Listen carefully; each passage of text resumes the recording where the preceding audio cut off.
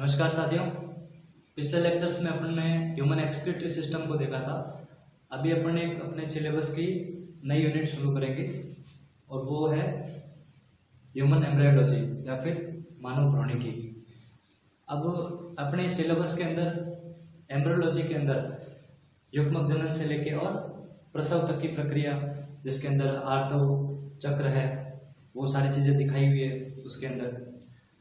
ठीक है, human reproduction वाला जो पोर्शन है वो इससे अलग कर दिया गया है। तो वो फिजियोलॉजी के अंदर अलग से टॉपिक है मानव जनन का, जिसके अंदर जनन अंगों के बारे में सारी डिटेल दी हुई है। यहाँ पर ये जो एम्ब्रियोलॉजी वाला पोर्शन है, एम्ब्रियोलॉजी वाले पोर्शन के अंदर हम युग्मक जनन से लेकर प्रसव की सारी प्रक्रिया को देखेंगे।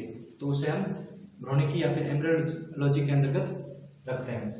तो सबसे पहले अपन थोड़ा सा बेसिक देख लेते हैं कि भाई रिप्रोडक्शन का मतलब वगैरह क्या होता है।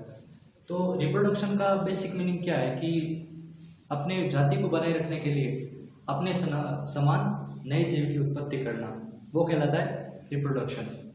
ये बात है।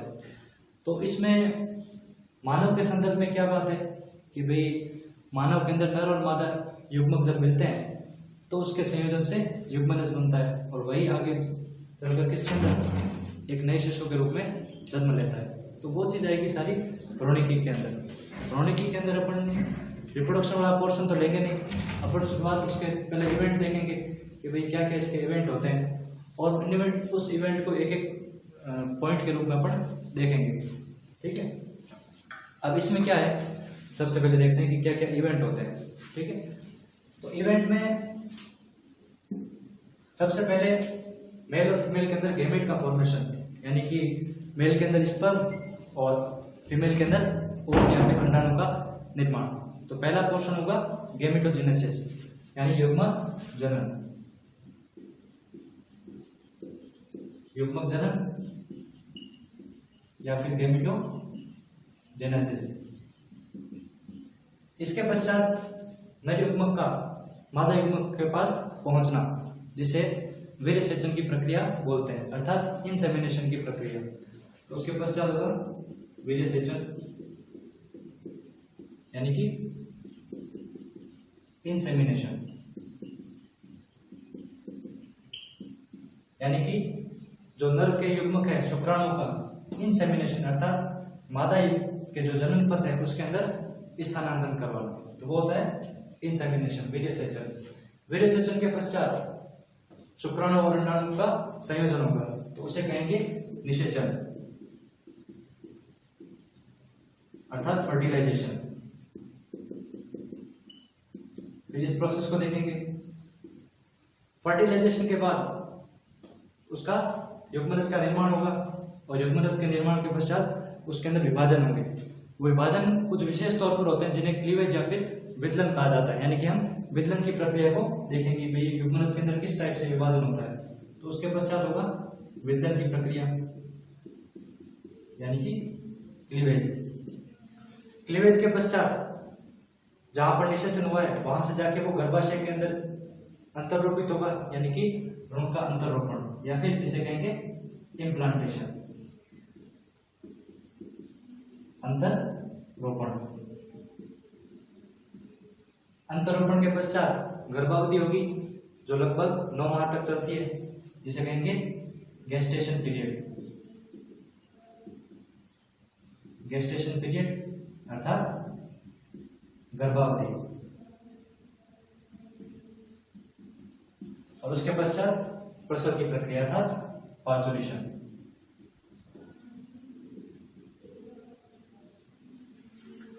तो ये सारी प्रोसेस अपने को एम्ब्रियोलॉजी के अंदर देखनी है। यहां से शुरुआत करेंगे आज हम गैमेटोजेनेसिस से। तो उससे पहले अपन थोड़ा सेक्स ऑर्गन्स के बारे में देख लेते हैं कि भाई सेक्स ऑर्गन किस टाइप्स के होते हैं, तो उससे अपने को पढ़ने में थोड़ी सी आसानी रहेगी। तो अपन पहले सेक्स ऑर्गन के बारे में देखते हैं। जैसे कि ये टेबल बनाई हुई है यहाँ, इसके हिसाब से अपन देख लेंगे। इस टेबल में देखो लैंगिक अंगों के बारे में बताया हुआ है, जिसमें सुपरफिशियली लैंगिक अंगों को 2 भागों में बांटते हैं, एक तो प्राइमरी और एक सेकेंडरी। प्राइमरी और सेकेंडरी में कैसे बांटते हैं कि भाई इसका जो बेसिक है वो ये है कि युग्मक का निर्माण कौन करेगा, यानी प्राथमिक लैंगिक अंग वे होते हैं जो युग्मकों का निर्माण करते हैं। तो नर और मादा की बात करें तो नर के अंदर तो वृषण या फिर टेस्टिस, और मादा के अंदर ओवरी या अंडाशय, वो क्या करता है, युग्मकों का निर्माण करता है। इसके अलावा वो जो भी अंग है जो युग्मक का निर्माण तो नहीं करे, लेकिन वो प्रत्यक्ष रूप से या फिर अप्रत्यक्ष रूप से भ्रूणिकी के अंदर काम आएंगे, यानी कि निषेचन की प्रक्रिया के अंदर काम आएंगे, युग्मकों का स्थानांतरण करेंगे उसके अंदर काम आएंगे, सगर्भता की स्थिति के अंदर काम आएंगे। ठीक है, तो युग्मकों के निर्माण के अलावा यदि मान लो युग्मकों के परिवहन में आवश्यक हो, युग्मकों के स्थानांतरण में आवश्यक हो, निषेचन में आवश्यक हो, बाकी सब क्रियाओं में जो आवश्यक होंगे वो सेकेंडरी कहलाएंगे, तो उन्हें सेकेंडरी सेक्स ऑर्गन कहेंगे। तो सेकेंडरी सेक्स ऑर्गन के अंदर सबसे पहले अपन मेल के अंदर देखते हैं। मेल के अंदर 3 प्रकार के अंग होंगे, एक तो होंगे सहायक नलिकाएं, एक सहायक ग्रंथियां और एक बाह्य जननेंद्रिय या फिर जिसे हम पेनिस बोलते हैं। तो पहले सहायक नलिकाएं ये देख लेते हैं पहले। ठीक है, सहायक नलिकाओं के अंदर ये 4 प्रकार की नलिकाएं बताई गई। पहली है वासा इफ्रेंशिया, दूसरी रेटेटेस्टिस, फिर एपिडाइमिस और वास डिफरेंस। अब इस चीज के लिए अपन छोटा सा एक डायग्राम देख लेते हैं टेस्टिस का, आउटलाइन वगैरह, क्योंकि ये सारी चीज तो अपन रिप्रोडक्शन के अंदर देखेंगे, ये उसका पोर्शन नहीं है। बाकी अगर ये टेबल देख रहे हैं अपन तो थोड़ा थोड़ा उसमें आउटलाइन देख लेते हैं टेस्टिस की, जिसमें अपने को इस चीज के बारे में समझ आ जाएगा कि ये सहायक नलिकाएं क्या क्या होती है। तो एक छोटा सा डायग्राम देखते हैं पहले टेस्टिस का।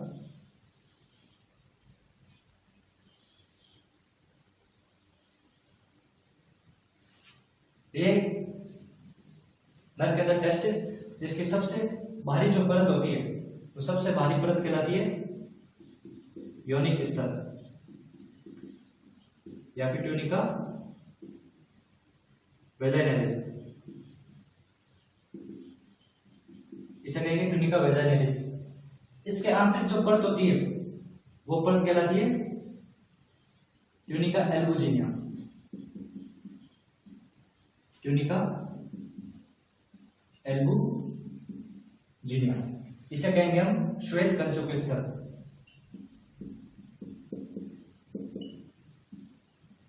श्वेत कंचुक स्तर यह श्वेत तंतु में संयोजित ऊतक या फिर व्हाइट फाइब्रस कनेक्टिव टिश्यू, जिसे हम कोलेजन फाइबर्स बोलते हैं, उसकी बनी हुई होती है। ठीक है, अब इसके अंदर क्या होगा, देखो ये जो ट्यूनिका एल्बुजिनिया होती है ये ऑलमोस्ट 1/2 पार्ट जो होता है टेस्टिस का, उसके अंदर सेप्टा का निर्माण करती है, विभिन्न प्रकार के लोब्यूल्स बनाते हैं, जैसे अपन वृषण पालिकाएं बोलते हैं। तो यही आड़ी तिरछी रूप से सेप्टा या फिर लोब्यूल्स का निर्माण करेगी, जिससे जो वृषण है उसके अंदर ऐसे पालियां बन जाएगी इस टाइप से। ये पालियों का निर्माण जो है ये ट्यूनिका एल्बुजिनिया के माध्यम से होता है, और इसमें जो पालियां बनेगी उसे हम कहेंगे वृषण पालिकाएं या फिर टेस्टिकुलर लोब्यूल्स, इसे अपन ये कहेंगे। अब इस टेस्टिकुलर लोब्यूल्स होते हैं, उस लोब्यूल्स के अंदर बहुत ही सूक्ष्म और बहुत ही ज्यादा कुंडलित कुछ नलिकाएं मिलती है। उन नलिकाओं को कहा जाता है शुक्रजनन नलिका, सेमिनिफेरस ट्यूब्यूल्स। और जो सेमिनिफेरस ट्यूब्यूल्स की जो कलाएं होती है उस कला के अंदर ही शुक्राणु या फिर स्पर्म का निर्माण होता है, ये चीज है। तो उसमें कैसा होगा, देखो जैसे मैं एक पाली को देखता हूं, मैंने एक पाली देखी, ये एक टेस्टिकुलर लोब्यूल्स है, तो इसके अंदर मैं ये मैंने 2 बना दी, तो ये 2 शुक्रजनन नलिकाएं हैं। ये किसके अंदर है, वृषण पालिकाओं के अंदर है। जैसे मैंने यहां पे बनाई है ये पालिकाएं, और इस पालिकाओं के अंदर शुक्रजनन नलिकाएं। शुक्रजनन नलिकाएं जो आगे होती है एक जालनुमा संरचना के अंदर खुलती है, एक जालनुमा संरचना। इस जालनुमा संरचना को ही हम कहेंगे रेटेटेस्टिस या फिर वृषण जाल। ये जालनुमा संरचना होगी, ये कुछ महीन नलिकाओं के अंदर खुलेगी। ये जो महीन नलिकाएं होती है ये महीन नलिकाएं कहलाती है शुक्र वाहिकाएं या फिर वासा इफ्रेंशिया, इसे डक्टस इफ्रेंस भी बोलते हैं। अब जो वासा इफ्रेंशिया है, ये वासा इफ्रेंशिया एक बहुत ही कुंडलित नलिकाकार संरचना के अंदर खुलती है, जो वृषण के पश्च सतह पर खुलता है, पीछे की ओर। ठीक है, इसे बोला जाता है अधिवृष्ण या फिर एपिडाइमिस। ये और एपिडाइमिस जो होता है वो आगे जाके एक लंबी नलिका के अंदर खुलता है, जो नलिका के आकर अपने जो मूत्र वाहिनी होती है उसके अंदर खुल जाती है। इस नलिकाओं को बोला जाता है शुक्रवाहक या फिर वास डिफरेंस। तो ये 4 प्रकार की नलिकाएं हैं। अब मैंने क्या कहा कि ये जो शुक्र जनन नलिका है इसके अंदर क्या हो रहा है, शुक्राणु का निर्माण हो रहा है। इसके अंदर निर्माण होगा तो उसके आगे जो रेटेटेस्टिस हुआ, वासा एफरेंशिया हुई, एपिडाइमिस हुआ और शुक्रवाहक हुआ, वास डिफरेंस, ये सारे क्या कर रहे हैं, ये सहायक तौर पे काम कर रहे हैं। बस इसका शुक्र या फिर शुक्राणु के निर्माण के अंदर कोई रोल नहीं है। ये क्या कर रहे हैं, युग्मकों के परिवहन में, मार्ग प्रदान में सहायता कर रहे हैं। इसीलिए इसको किसमें रखा पड़ने, सेकेंडरी सेक्स ऑर्गन के अंदर रखा। इसके बाद है सहायक ग्रंथियां। सहायक ग्रंथियों के अंदर 3 प्रकार की ग्रंथियां हैं। एक तो है शुक्राशय, एक पुरस्थ और एक बल्बोयूरेथ्रल ग्रंथि। तो पिछले टॉपिक में अपन ने एक्सक्रीटरी के अंदर जब अपन ने यूरेथ्रा देखा था, मूत्र मार्ग, तो मूत्र मार्ग के अंदर अपन ने 3 प्रकार के पोर्शन पढ़े थे। एक तो प्रोस्टेटिक यूरेथ्रा, उसके बाद मेम्ब्रेनस यूरेथ्रा और फिर देखा था पेनाइल यूरेथ्रा या फिर शिश्नीय यूरेथ्रा। तो उसकी थोड़ी सी चर्चा वापस करेंगे अपन। जैसे मैं कहता हूं ये मैंने माना प्रोस्टेटिक यूरेथ्रा। प्रोस्टेट यूरेथ्रा इसे क्यों कहते हैं, क्योंकि इसके चारों तरफ प्रोस्टेट ग्रंथि होती है। लगभग 3 से 5 लोब के अंदर होती है, पालियों के अंदर बटी हुई होती है एकल ग्रंथि, और इसी के अंदर से जो यूरेथ्रा या फिर मूत्र मार्ग होता है इसे कहते हैं प्रोस्टेटिक यूरेथ्रा। उसके बाद छोटा सा मेम्ब्रेनस यूरेथ्रा होता है। मेम्ब्रेनस यूरेथ्रा जो होता है उसके अंदर एक ग्रंथि पाई जाती है, उसे बोलते हैं बल्बोयूरेथ्रल ग्रंथि, जो यहाँ पर पड़ी ये बल्बोयूरेथ्रल ग्रंथि। तो 2 ग्रंथि अपन ने यहाँ देख ली, ठीक है। अब तीसरी बची कौन सी, शुक्राशय या फिर सेमिनल वेसिकल। शुक्राशय जो होता है, शुक्राशय उससे भी पहले उपस्थित होता है कि जब शुक्रवाहक जो है, शुक्रवाहक जो मूत्राशय होता है उसके आगे से लूप बनाते हुए आता है और फिर शुक्राशय सबसे पहले एक ग्रंथि के स्राव के अंदर खुलता है। ये देखो, ये शुक्रवाहक गया, ये शुक्रवाहक, ये शुक्राशय ग्रंथियां, इन ग्रंथियों के स्राव और शुक्रवाहक के स्राव आपस में मिल जाते हैं, ठीक है, और ये बनाते हैं स्खलन नलिका, ठीक है। और ये जो स्खलन नलिका होती है ये आगे जाके सीधी क्या होती है, मूत्र मार्ग के अंदर खुल जाती है। ये था पोषण था, यानी कि मैंने क्या कहा, ये शुक्रवाहक आया, सहायक ग्रंथि कौन सी थी, शुक्राशय, इसके अंदर इसके स्राव मिले, ठीक है, ये बनी स्खलन नलिका या फिर इजैकुलेटरी डक्ट। अब ये नलिका इसमें मिली, इसके बाद सेम ऐसी कैसी दूसरी साइड से हो रही, दूसरी साइड और शुक्राशय था, ये दूसरी और स्खलन नलिका बनी। दोनों स्खलन नलिका आगे जाके जो अपना मूत्र मार्ग होता है, यूरेथ्रा होता है, उसके अंदर खुल जाती है कॉमन। यानी कि नर के अंदर मूत्र और वीर्य दोनों को निकालने के लिए एक ही पथ होता है, मादा में अलग अलग होता है, नर के अंदर ये एक ही पथ होता है, ठीक है, संयुक्त पाथवे है इस टाइप से। तो एक ग्रंथि देखी अपन ने, तो एक थी शुक्राशय, प्रोस्टेट और बल्बोयूरेथ्रल। तो ये 3 टाइप के अपन ने ग्रंथियां देखी। अब संख्या में क्या है, शुक्राशय एक जोड़ी होती है, प्रोस्टेट एक होती है, वो 3 से 5 लोब में होती है, लेकिन अपने स्तर पर अभी एक ही है। और बल्बोयूरेथ्रल या फिर जिसे अपन काउपर्स ग्लैंड भी बोलते हैं, इसका एक नाम और है काउपर्स ग्लैंड, इसे एक बोलते हैं काउपर्स ग्लैंड, ये हो है। तो ये भी क्या होती है, एक जोड़ी होती है, ठीक है। तो ये अपन ने देखी। इसके बाद अंतिम है बाह्य जनेंद्रिय या फिर जिसे अपन पेनिस के रूप में बोलते हैं। बाकी इसके अलावा थोड़ी और डिटेल अपन रिप्रोडक्शन वाला टॉपिक है उसके अंदर देखेंगे। अब है मादा के अंदर जो सेकेंडरी सेक्स ऑर्गन है वो कौन कौन से है, तो उसके अंदर पहला है फैलोपियन नलिका, उसके बाद गर्भाशय। अब गर्भाशय जो होता है, गर्भाशय के 3 पोर्शन है कि एक पोर्शन वो जहां पर भ्रूण का अंतरोपण होगा, वो होता है मुख्य रूप से फंडस वाला भाग, एक मुख्य काय वाला भाग जिसे अपन बॉडी बोलते हैं, और नीचे की ओर जो पतले संकीर्ण भाग होता है उसे अपन बोलते हैं सर्विक्स या फिर ग्रीवा। इसके पश्चात वेजाइना या फिर योनि, उसके बाद बाह्य जननेंद्रिय जिसे वल्वा बोलते हैं अपन, ठीक है, ये चीज है।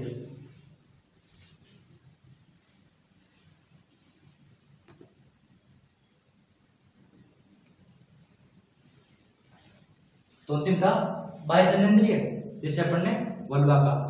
अब बाह्य जननेंद्रिय के अंदर कई तरह के स्ट्रक्चर्स आती है, जिसके अंदर mons pubis, labia majora, labia minora, clitoris वगैरह, तो ये सारी चीजें रिप्रोडक्शन वाली है। इसके बाद है स्तन ग्रंथियां।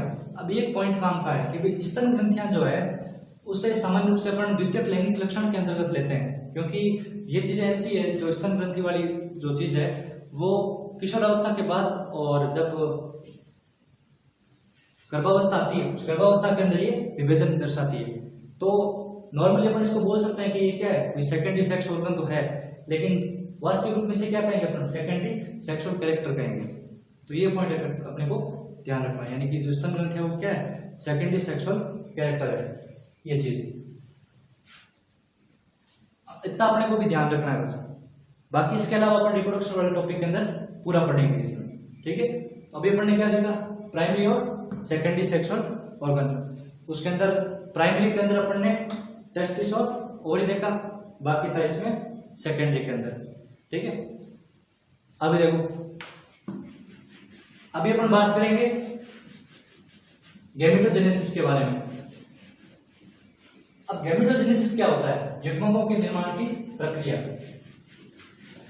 नर के अंदर इसे बोला जाता है शुक्र जनन, स्पर्मेटोजेनेसिस, और फीमेल के अंदर इसे बोला जाता है oogenesis या फिर अंड जनन। ये दो प्रक्रिया हैं। अब ये प्रक्रिया होते कैसे है, तो देखो अपन जानते हैं कि जो युग्मक होते हैं, युग्मक जो होते हैं वो क्या होते हैं, अगुणित होते हैं, हैप्लॉइड होते हैं।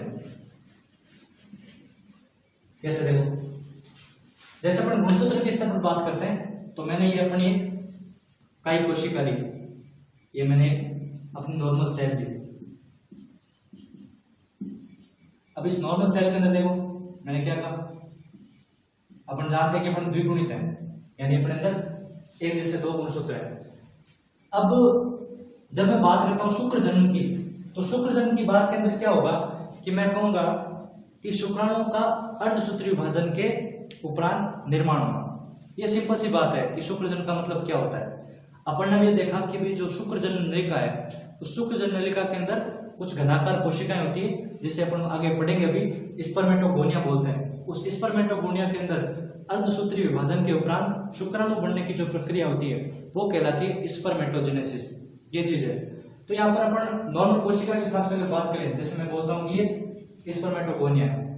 अब ये स्पर्मेटोगोनिया जो है ये अर्धसूत्री विभाजन करेगी, तो सबसे पहले G1 sg2 के अंदर इसके अंदर क्या होगा, डीएनए की मात्रा डबल हो जाएगी, यानी कि इस एक गुणसूत्र में एक डीएनए था,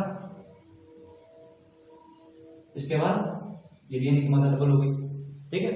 इसके पश्चात देखो ये G1 S और G2 हुआ, इसके बाद मियोसिस फर्स्ट हुआ, यानी प्रथम अर्धसूत्री विभाजन हुआ। तो उसके अंदर क्या होगा, समजात गुणसूत्र का पृथक्करण होगा, यानी कि ये दोनों गुणसूत्र आपस से अलग अलग हो गए, दोनों गुणसूत्र जो थे वो अलग अलग हो गए और एक से दो कोशिका बन गई, ठीक है। इसके पश्चात मियोसिस सेकंड हुआ। अब अंतिम विभाजन के अंदर क्या होगा, इसके अंदर इंटरफेस आती नहीं है, ठीक है, यानी कि गुणसूत्र डीएनए का द्विगुणन नहीं होगा। तो अब इसमें गुणसूत्र बिंदु का विभाजन होगा, और जो एक गुणसूत्र के अंदर जो दो डीएनए थे वो भी आपस में अलग अलग हो जाएंगे, यानी कि इससे जो चार कोशिकाएं बनेगी वो करीब इस टाइप की बनेगी।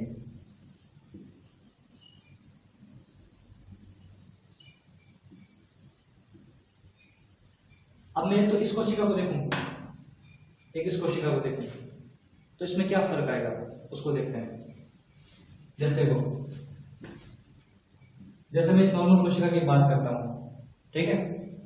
अब इस कोशिका के अंदर क्या है, देखो ये द्विगुणित है, क्योंकि इसके अंदर एक जैसे दो गुणसूत्र है, तो मैं इसको लिख देता हूं 2n, ठीक है। अब इसके अंदर डीएनए की मात्रा कितनी है, इसके अंदर क्रोमेटिड कितने है, दो क्रोमेटिड यहाँ, दो क्रोमेटिड यहाँ, ठीक है। यहाँ पर टोटल कितने हो गए, 4 डीएनए हुए। तो डीएनए की मात्रा को मैं मान लो C से दिखाता हूं, तो यहाँ पर क्या हो गया 4C। ठीक है, अब यहां से यहां आए तो यहां तो कितने गुणसूत्र थे? 2। अब यहां पर एक कोशिका के अंदर एक गुणसूत्र रहेगा, यानी 2n का क्या हो गया? n। लेकिन डीएनए की मात्रा अभी भी देखो क्या है, यहां 4C, यहां पर 2C। ये देखो यहां क्या हुआ, 2n, यहां पर n, यहां 4C, यहां पर 2C।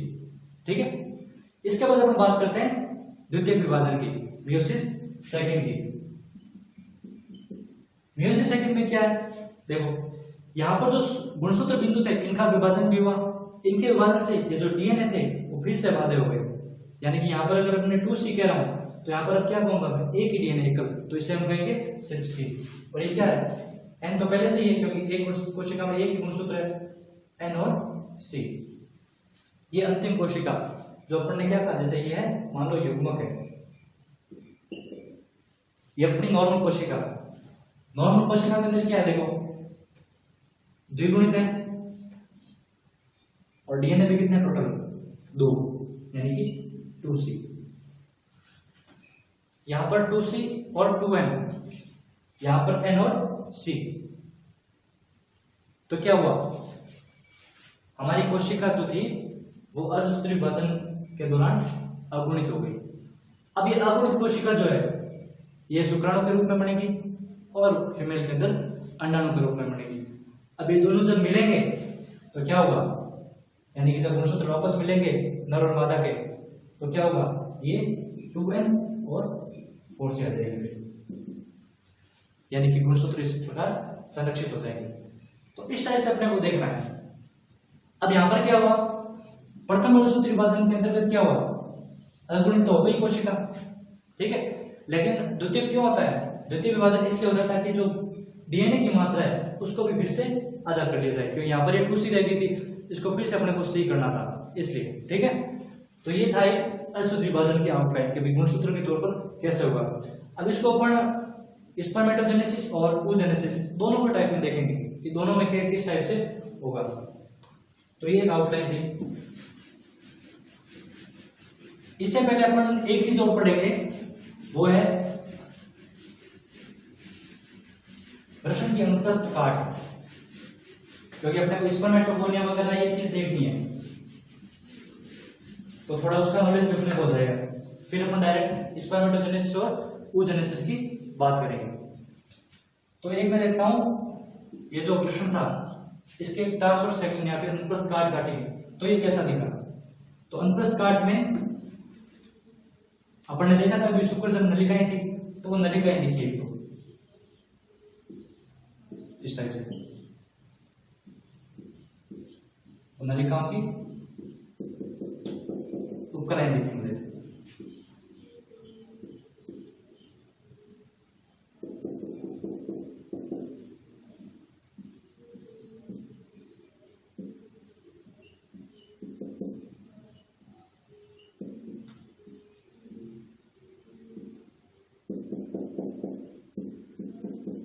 ये देखिए अपन, ये कुछ अंतराली अवकाश है, इसे इंटरस्टिशियल स्पेस बोलते हैं, अंतराली अवकाश।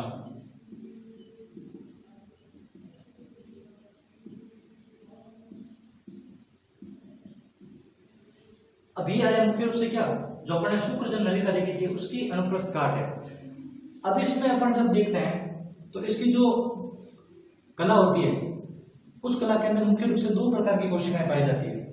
ठीक है, एक तो घनाकार उपकला और एक स्तंभाकार, यानी कि ये क्यूबॉइडल और ये कॉलमनर। ठीक है, घनाकार उपकला जो होती है ना उसे बोला जाता है स्पर्मेटोगोनिया, इसे कहेंगे स्पर्मेटोगोनिया, शुक्राणुजनक कोशिका। स्तंभाकार कोशिका जो है इसे कहते हैं सर्टोली कोशिका। सर्टोली कोशिका के साथ साथ इसे नर्स कोशिका भी कहा जाता है, इसकी भी चर्चा करेंगे क्यों कहा जाता है। तो 2 तरह की कोशिकाएं देखी, एक देखी स्पर्मेटोगोनिया और एक देखा सर्टोली कोशिका। अभी क्या क्या काम करते हैं, तो जब अपन ने ऊतक पढ़ा था टिश्यू, तो टिश्यू के अंदर उपकला ऊतक में जब अपन घनाकार उपकला पढ़ते हैं तो घनाकार उपकला को जननिक उपकला या फिर जर्मिनल एपिथेलियम भी बोलते हैं। ये पॉइंट है वहां का कि जब अपन घनाकार उपकला पढ़ते हैं तो घनाकार उपकला को अपन एक चीज का नाम देते हैं, उसे कहते हैं हम जर्मिनल एपिथेलियम। ये अपन उसको बोलते हैं जर्मिनल एपिथेलियम। क्यों बोलते हैं अपन? क्योंकि घनाकार उपकला जो होती है वो मेल और फीमेल के अंदर क्रमशः स्पर्म और ओवम का निर्माण करती है, इसीलिए घनाकार उपकला जो होती है इसे जर्मिनल एपिथेलियम या फिर जननिक उपकला भी बोला जाता है। तो ये स्पर्मेटागोनिया ये घनाकार उपकला है और यही आगे अर्धसूत्री विभाजन के उपरांत क्या करेगी? शुक्राणु का निर्माण करेगी। अब ये सर्टोली कोशिका ये क्या है? जैसे भी मैं ये सर्टोली कोशिका बनाता हूं, अब यहां पर क्या होगा? ये जो कुछ प्राक शुक्राणु होंगे, जब शुक्राणु का निर्माण होगा तो शुक्राणु निर्माण के बाद शुक्राणु को ये परिवर्तित होते हुए शुक्राणु को ये पोषण प्रदान करने का कार्य करेगी, इसलिए इसे नर्स कोशिका भी बोला जाता है। ठीक है। और ये क्या होती है? स्तंभाकार कोशिका होती है। एक तो एक काम इसका, एक काम इसका ये होता है सर्टोली कोशिका का कि ये ब्लड टेस्टिस बैरियर भी बनाती है। ब्लड टेस्टिस बैरियर का क्या मतलब हुआ कि भाई यहां तक जो रक्त वाहिका आएगी उन रक्त वाहिकाओं से रक्त को यहां शुक्रजनन नलिकाओं के अंदर नहीं जाने देगी। अब अंदर जाने से क्या होगा कि भी देखो अपने जो इम्यून सिस्टम होता है उस इम्यून सिस्टम की कुछ क्वालिटीज होती हैं कि भाई अपने अंदर ही टेस्टिस के अंदर शुक्राणु का निर्माण होता है और शुक्राणु एक अगुणित कोशिका है। तो अगर हमारा ब्लड या फिर हमारी जो एंटीबॉडीज वगैरह हैं वो अंदर चली गई तो अंदर जाने से क्या होगा? शुक्राणु को पहचान लेगी और शुक्राणु अगुणित कोशिका है। हमारे शरीर में अगुणित कोशिका कहीं नहीं है, यहाँ पर जो उसे देख लेगी अगर वो तो वहां पर वो उसे मारना शुरू कर देगी या फिर हमें कोई विकार उत्पन्न हो जाएगा, तो उस ब्लड को अंदर नहीं आने देती यही सर्टोली कोशिका। तो वहां पर एक बैरियर या फिर अवरोध का निर्माण करती है, इसलिए कहा जाता है ब्लड टेस्टिस बैरियर। एक काम इसका ये हुआ। इसके अलावा और एक काम होता है कि नर हार्मोन जो जिसे अपन बोलते हैं टेस्टोस्टेरोन, टेस्टोस्टेरोन हार्मोन को बांधने का काम भी ये करती है, क्योंकि वो हार्मोन बहुत ज्यादा सक्रिय होता है, उसके जो मॉलिक्यूल्स होते हैं अणु होते हैं बहुत ज्यादा सक्रिय होते हैं, तो उन सक्रिय मॉलिक्यूल्स को बांधने का काम भी यही कोशिका करती है।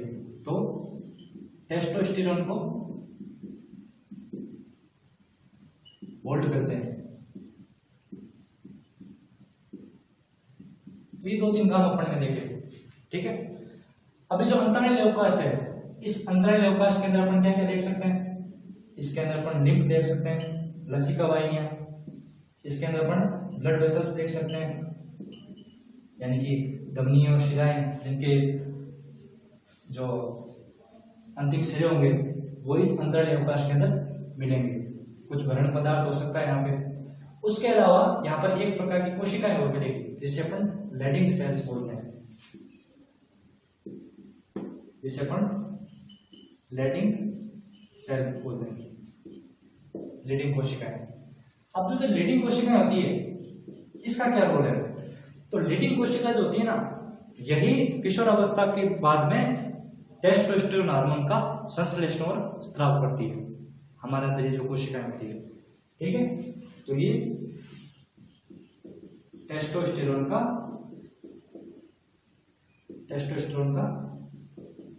संश्लेषण और स्त्राव करेगी।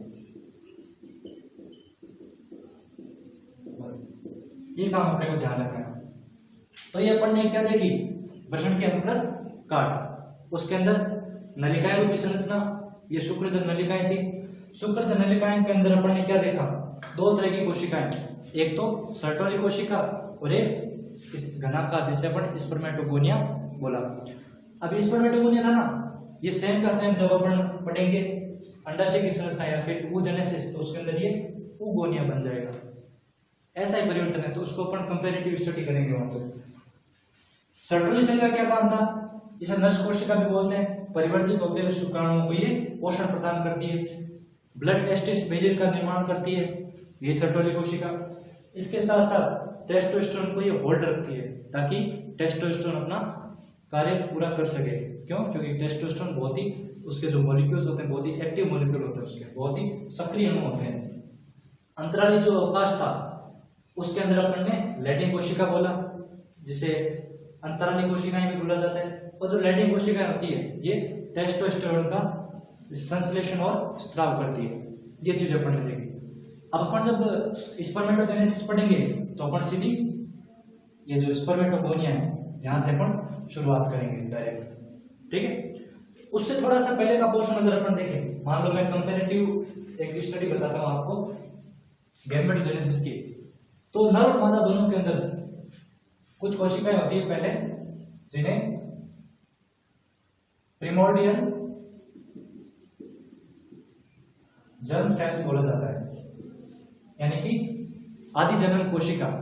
आदि जन्म कोशिका लगातार समसूत्री विभाजन से नर के अंदर शुक्राणु मात्र कोशिका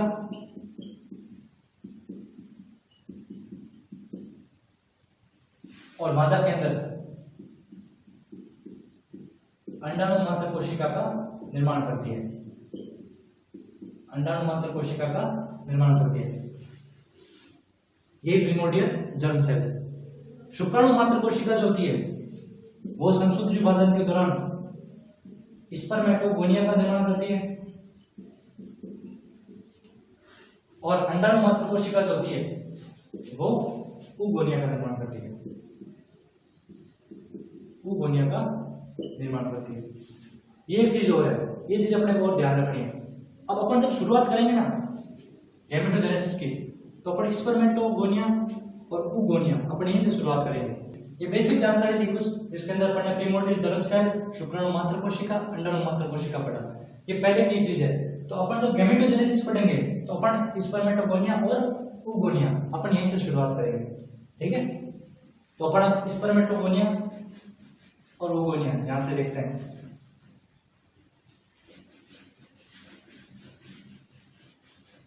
ये टेस्ट की अपन ने टीएस देखी, जहां पर अपन ने स्पर्मेटोगोनिया को देखा। ठीक इसी तरह ओवरी के अंदर भी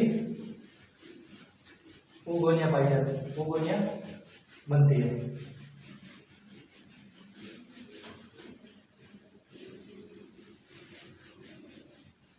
अब हम देखते हैं गैमेटोजेनेसिस। गैमेटोजेनेसिस में अपन तुलनात्मक अध्ययन करेंगे oogenesis और स्पर्मेटोजेनेसिस का। देखते हैं, तो एक तो है स्पर्मेटोजेनेसिस यानी कि शुक्राणु जनन, और एक है oogenesis यानी कि अंड जनन। ये दोनों प्रोसेस है। अब इन दोनों प्रोसेस में कुछ अंतर है, वो अंतर अपन पहले ये पूरा फ्लो चार्ट बनाएंगे कि कैसे कैसे होता है। उसके बाद अपन थोड़ा सा इसका तुलनात्मक अध्ययन करेंगे, उससे अपने को मेल और फीमेल में क्या क्या परिवर्तन होते हैं उसके बारे में थोड़ा सा अपने को अंदाजा लगेगा। जिससे अपन क्या करेंगे, oogenesis के माध्यम से अपन जो मेंस्ट्रुअल साइकिल होता है उसके आधार पर थोड़ी सी बात कर पाएंगे, या फिर उसका थोड़ा सा कंसेप्ट समझ पाएंगे कि मेंस्ट्रुअल साइकिल क्या होता है, कैसे वर्क करता है, ठीक है। तो सबसे पहले अपन बात करते हैं स्पर्मेटोजेनेसिस की। तो हमने क्या था कि स्पर्मेटोगोनिया जो होता है, स्पर्मेटोगोनिया या फिर शुक्राणु जन कोशिका, स्पर्मेटोगोनिया जो होता है उसके अंदर लगातार समसूत्री विभाजन होता है। पहले लगातार समसूत्री विभाजन होते हैं, ठीक है। लगातार समसूत्री विभाजन होते रहते हैं। फिर कुछ स्पर्मेटोगोनिया तो ऐसे होते हैं जो एक कोशिका से अगले स्पर्मेटोगोनिया का निर्माण करते हैं, और कुछ स्पर्मेटोगोनिया ऐसे होते हैं जो आगे शुक्राणु जनन जो प्रक्रिया उस प्रक्रिया के अंदर भाग ले लेंगे। जैसे मैं कहता हूं कि स्पर्मेटोगोनिया से मान लो 4 बने, और 4 में से मैंने कहा कि ये जो स्पर्मेटोगोनिया है ये आगे क्या करेगा, शुक्राणु जनन में भाग लेगा। इसीलिए अपन जब ये जो इस गैमेटोजेनेसिस की प्रोसेस पढ़ेंगे उसको अपन 3 भाग में बांटेंगे। पहले अपन पढ़ेंगे गुणन प्रावस्था,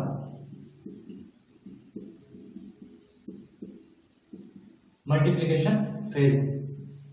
दूसरा अपन पढ़ेंगे वृद्धि प्रावस्था, ग्रोथ फेज, और तीसरा अपन पढ़ेंगे परिपक्वन प्रावस्था, परिपक्वन प्रावस्था। ये अपन 3 प्रोसेस पढ़ेंगे। गुणन प्रावस्था में क्या होगा? गुणन प्रावस्था में जो स्पर्मेटोगोनिया और oogonia होंगे उसके अंदर लगातार समसूत्री विभाजन होगा, ठीक है। जो कोशिका आगे जाके शुक्राणु या फिर अंडाणु का निर्माण करेगी वहां तक की जो प्रक्रिया है वो पूरी होगी बस। यानी कि जो कोशिका, मान लो मैंने यहाँ कहा कि भी ये कोशिका आगे शुक्राणु जन्म में भाग लेगी, तो यहाँ तक की जो प्रक्रिया होगी वो गुणन प्रावस्था के अंदर आएगी, जिसके अंदर सिर्फ समसूत्री विभाजन होगा बस। उसके बाद वृद्धि प्रावस्था आएगी। वृद्धि प्रावस्था का मतलब ये होगा कि भी जो कोशिका आगे शुक्राणु जन्म या फिर अंडाणु जन्म के अंदर भाग लेगी उस कोशिका को थोड़ा अपने आकार आयतन के अंदर वृद्धि करनी है, कुछ पोषक पदार्थों को और अपने अंदर लेना है, तो वो अपने आकार के अंदर वृद्धि करेगी और वृद्धि करके आगे वो अर्धसूत्री विभाजन के अंतर्गत भाग लेगी। तो वो जो वृद्धि की जो प्रक्रिया है ना वही वृद्धि प्रावस्था के अंतर्गत आएगी।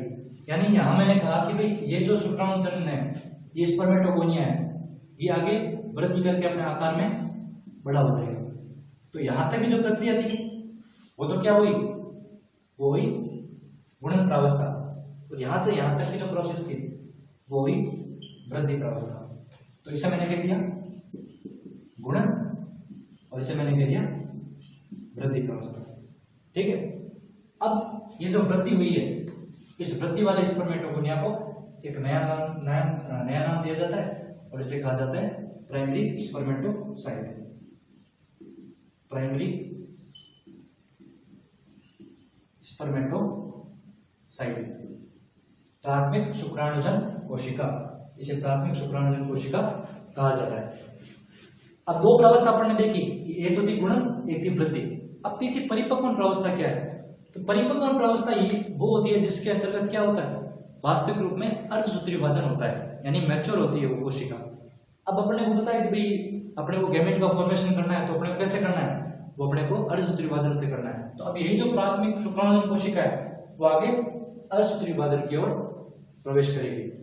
तो ये प्राथमिक शुक्राणुजन कोशिका, इसके अंदर पहले होगा मेयोसिस फर्स्ट, प्रथम अर्धसूत्री विभाजन। प्रथम अर्धसूत्री विभाजन के अंदर 1 से 2 कोशिका बनेगी और इन दोनों कोशिकाओं को कहा जाएगा सेकेंडरी स्पर्मेटोसाइट।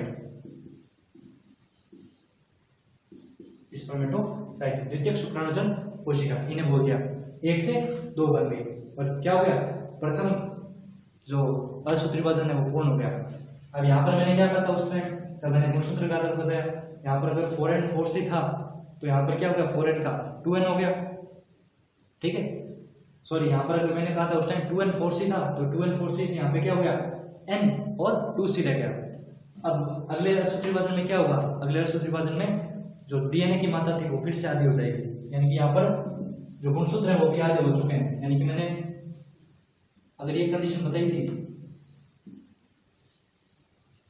तो यहाँ पर क्या होगा?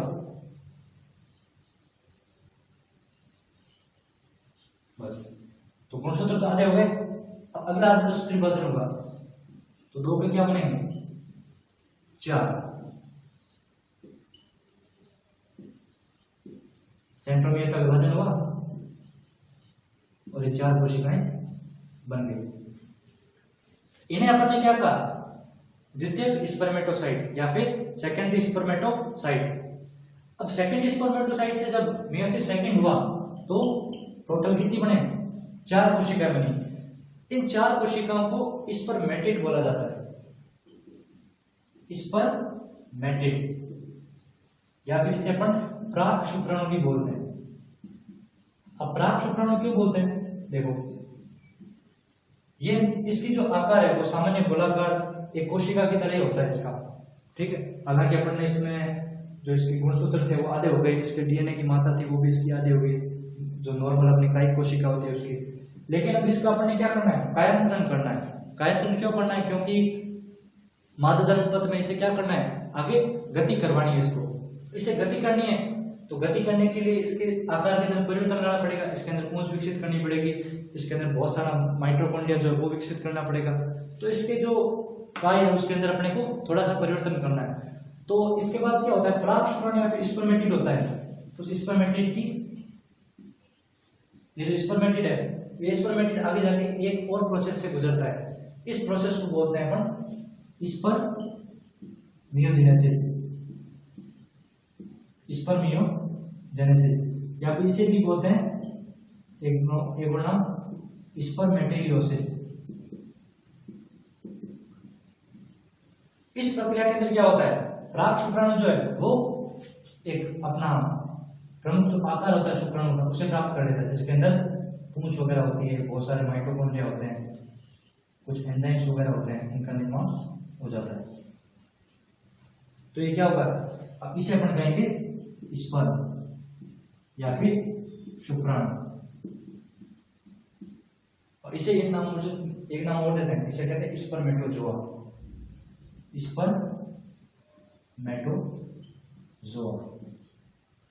स्पर्मेटोजोआ भी इसको बोला जाता है। तो ये अपन ने देखा कि कैसे एक स्पर्मेटोगोनिया एक स्पर्म के अंदर बदला अर्धसूत्री विभाजन से।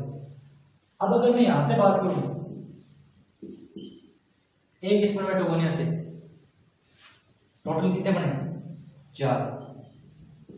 ये संख्या याद रखना, इस संख्या की तुलना अपन oogenesis के अंतर्गत करेंगे। अब देखो थोड़ी सी अपन आयु की बात करते हैं। ये अपन ने पूरा पढ़ा स्पर्मेटोजेनेसिस।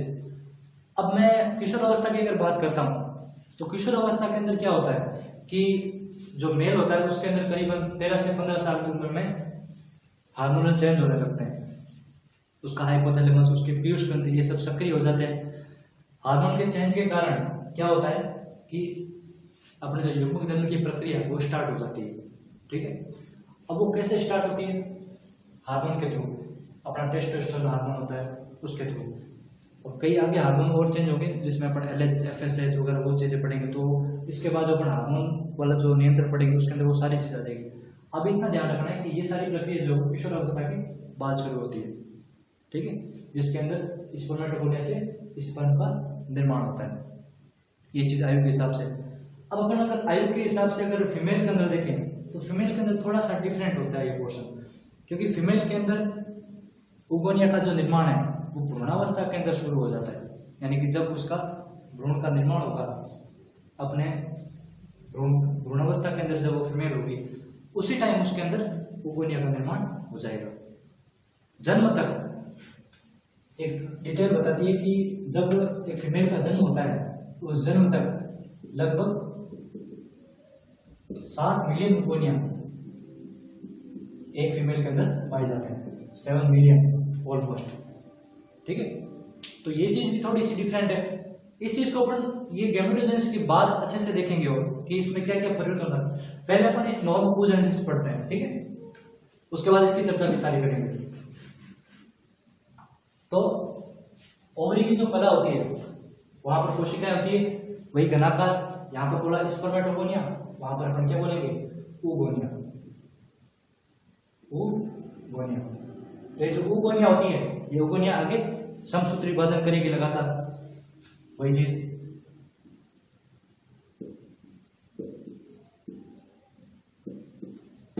समसूत्री विभाजन करके और ये अपनी गुणन प्रावस्था को दर्शाएगी। यहाँ पर जैसे स्पर्मेटोगोनिया से लगातार समसूत्री विभाजन हो रहे थे और वहां तक एक स्पर्मेटोगोनिया तक जब पहुंचे जिसने आगे जाके अर्धसूत्री विभाजन किया, तो यहाँ पर भी अपन एक ऐसे oogonia तक पहुंचेंगे जो आगे जाके क्या करेगा, आगे जाके अंडाणु का निर्माण करेगा। तो मैंने कहा यहाँ तक गुणन प्रावस्था थी। अब ये जो oogonia था, ये oogonia आगे जाके इसने वृद्धि की अपने आकार में वृद्धि करके, और इसने गुणन के बाद वृद्धि प्रावस्था को दर्शाया।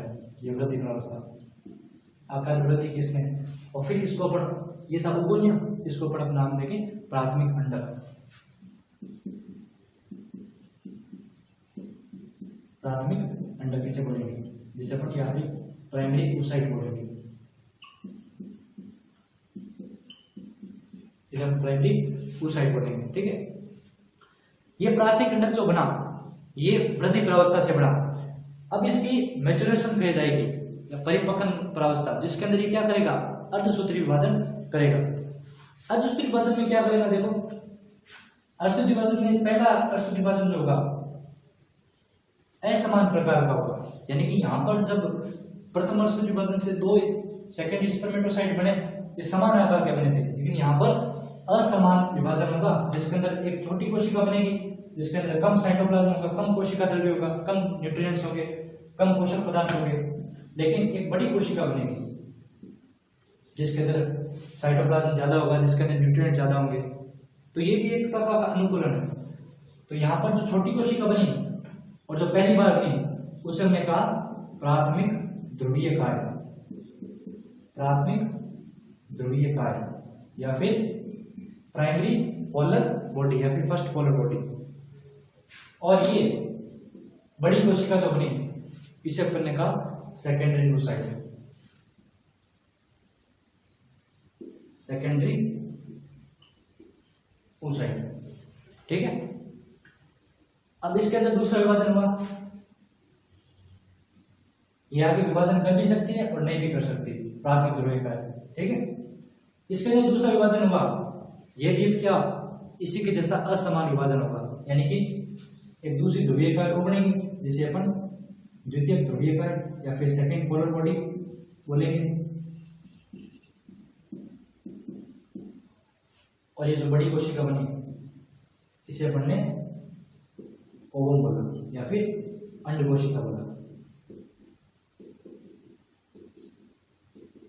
इसे ऊटी भी बोलते हैं। अब देखो तुलनात्मक अध्ययन क्या है कि यहां पर एक स्पर्मेटोगोनिया से 4 शुक्राणु बने, एक स्पर्मेटोगोनिया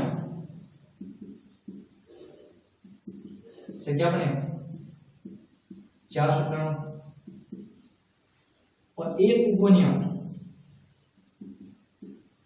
इससे क्या बना सिर्फ एक अंडा बना, यानी कि एक ओव बना, इससे बना एक ओव या फिर एक अंडा।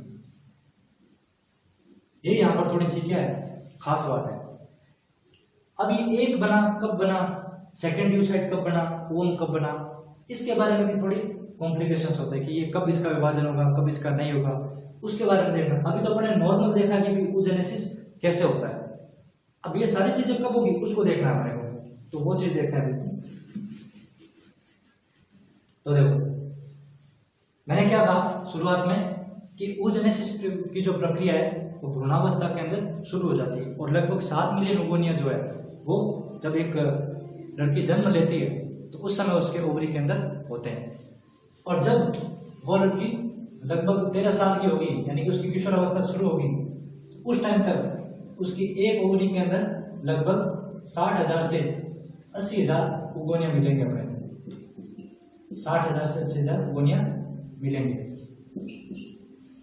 इतने थे कितने पहले 7 मिलियन, यानी बाकी लगभग क्या हो गए नष्ट हो गए। नष्ट होने वाली की जो प्रक्रिया है उसे कहते हैं फॉलिकुलर एट्रेशिया, फॉलिकुलर एट्रेशिया, यानी कि ये जो ओगोनिया उनका नष्ट होना, और जो नष्ट होते हैं जो फॉलिकल्स होते हैं उन्हें अपन बोलते हैं एट्रेटिक फॉलिकल्स। तो ये आगे की बात है। आगे बेटा तो क्या देखा कि भाई जब किशोरावस्था आएगी तो 60,000 से 80,000 ओगोनिया उसके अंदर बन जाएंगे। किशोरावस्था के अंदर जब हार्मोनल चेंजेस होते हैं तो हार्मोनल चेंजेस के अंदर क्या होता है कि विभाजन जो आगे की ओर प्रगति प्राप्त करता है। कैसे प्रगति प्राप्त करेगा वो देखो कि ये जो सारी प्रक्रिया है वो प्रक्रिया देखो, जब प्रथम वर्षों विभाजन स्टार्ट हुआ यहां तक ये सारी प्रक्रिया तो जन्म के समय होने लग गई थी। प्रथम जो वर्षों विभाजन है पूर्ण कब हुआ, प्रथम वर्षों विभाजन पूर्ण कब हुआ, वो हुआ किशोरावस्था आने के बाद, यानी कि मैं कहता हूं ये बात आ गई किशोरावस्था की। हार्मोनल चेंज आए, उस हार्मोनल चेंज के कारण प्रथम वर्षों विभाजन पूर्ण हुआ। अब ये पूर्ण हुआ तो यहाँ पर रुका हुआ क्या था, रुका हुआ इसलिए था क्योंकि ये अपनी जो प्रोफेज फर्स्ट की जो अवस्था है डिप्लोइड,